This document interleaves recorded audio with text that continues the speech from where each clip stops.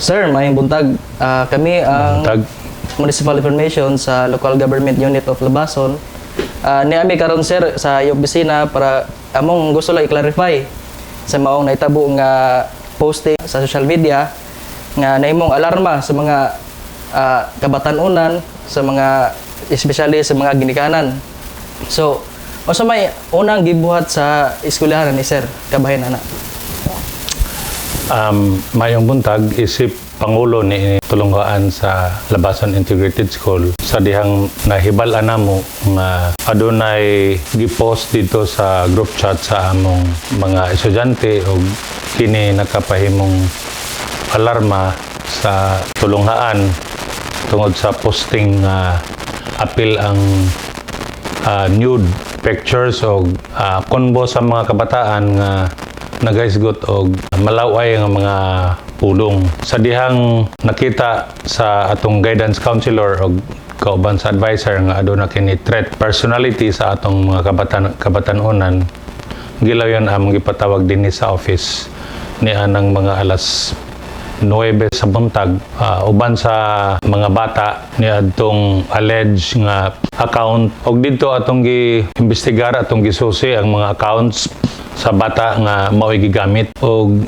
hantod sa tukma nga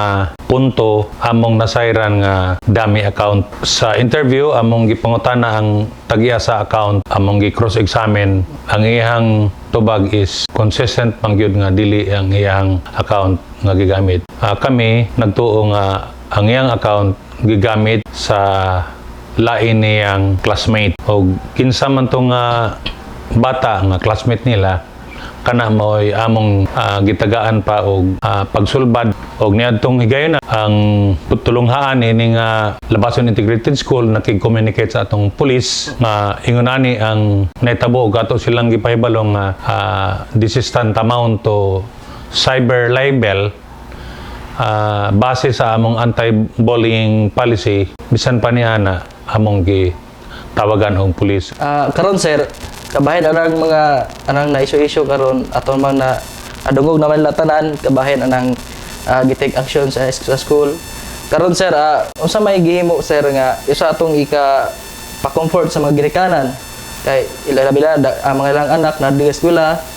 o unsa may gihimo sa eskwelahan nga para makampante ang ginikanan nga safety ra gyud lang anak. Isip usa ka Pangulo sa eskwelahan, pinagi sa among GC, nagpost dayon ko sa social media sa FB nga giawhag ang mga ginikanan nga atong bantayan, atong suportaran. After niya na atong gi-contact ang atong mga advisors ni atong mga alas 9 dayon kining maong representante sa eskwelahan miadto sa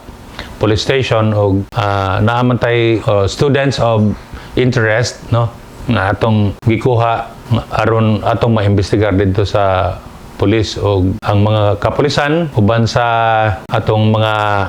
maestra uban sa pipila ka mga maestra og uban usab sa presensya ni Ma'am Ann Matulak kagabi giimbestigar ang atong mga kabataan apan sa dihang wala pa gyud kaayo ma-identify no ang students of interest nga atong ma-pinpoint nga mao'y responsable sa posting nga adunay grave threat kay kana nagpost man og litrato sa pusil.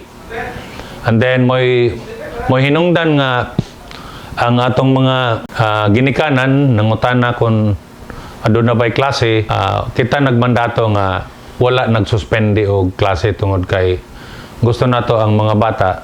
ma-intact sila o ma-inspection o control ang area. Ilabi na atong in charge sa child in conflict with the law. Kaya dili na to tugutan nga mahitabo pa ang nahitabo sa Tacloban. So, tungod niya na ang opisina po din sa Labason Integrated School, nakahimo pod og feedback ngadto sa atong Schools Division Superintendent, Schools Division Office sa Dipolog City, pinagi sa atong chat, no, pinagi sa atong text messages nga nagaingon nga kinanglan nga atong himuon ang random bag selection ug mga adlaw before the start of the classes og kanang mga bata nato nga mogawas at kung mag-recess atong i-supervise recess ug na sila'y buhaton ato lang ipapundo sa sulod sa rooms ug ang mga phones atong is silent mode or pot off mode para nga malikayan nato ang kabalaka o mamintinar nato ang kalinaw o kahapsay sa pagdumala sa eskwelahan.